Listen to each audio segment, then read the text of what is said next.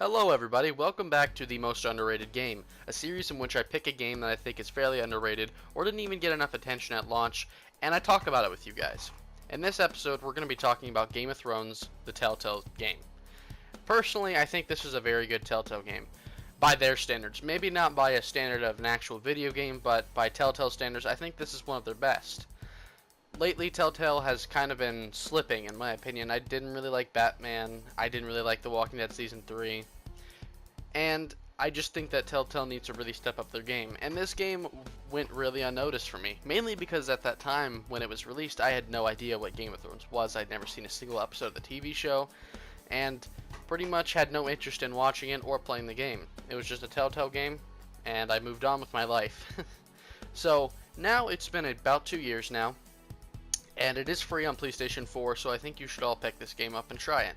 And if you have an Xbox One, the first episode is free, like any Telltale game. So you could at least pick it up and try it, see what it's like, and maybe you'll get invested and enjoy it. This game, I think, adds a lot to the Game of Thrones universe and the canon. Hopefully it's canon. I don't really know how that's going to work. But I think if you're a big Game of Thrones fan, this is definitely something you should play. Even if you're not a big Game of Thrones fan, if you're somebody who watches it casually or you haven't even watched it all, I've heard from people who didn't even watch the TV show that this was a very fun game and that they really were enjoying the characters and story. And I have to agree with them. The characters in this are very, very good. I think Telltale wrote them really well.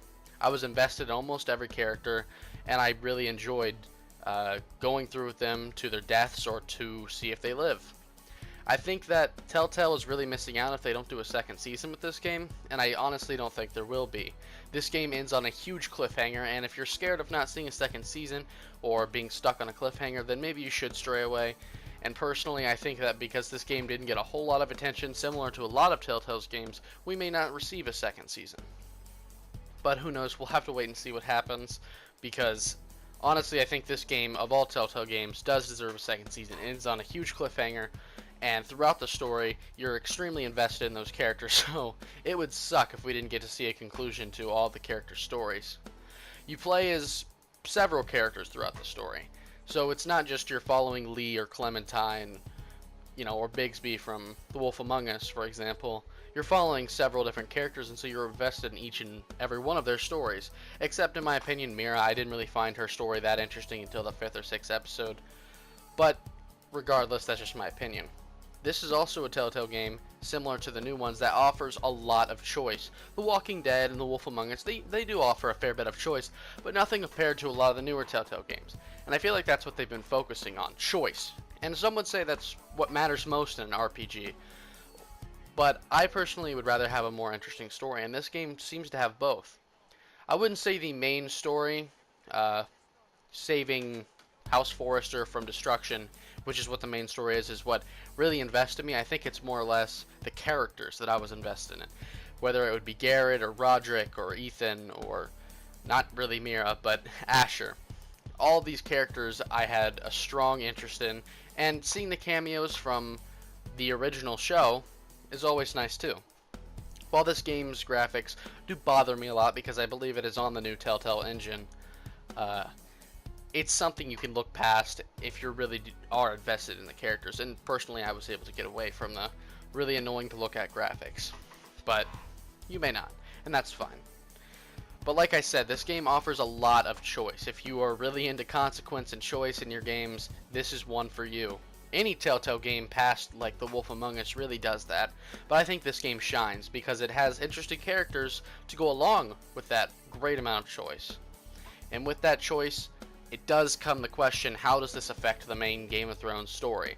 And it seems as though that this is more of a contained story. It doesn't really affect the outside universe, but it does ask some questions that you're kind of like, well, where were they during this event, or how are they talking to them, stuff like that. But personally, if you're not worried about anything that affects the outside story, then this is a game I think anybody really should enjoy. Like I said, this game does have some cameos from the main Game of Thrones TV show, and personally they bug me because the characters they look like the people, but it's so weird to see them in a video game because it doesn't look exactly like them. It's not mocap or anything, so it doesn't look perfect. And that bothers me. It may bother you, but it is something you just have to get past. But there's not a whole lot else I can say about this game. It has great characters, a very interesting story, and a lot of choice and consequence. So if you're into any of that, I would highly recommend playing this game. Or if you're just a big fan of the TV show, it does add a lot of the lore to the Game of Thrones universe. So I think no matter who you are, you should check this game out. And that's pretty much all needs to be said, guys. I hope you enjoyed this video, and I'll see you in the next one. Bye.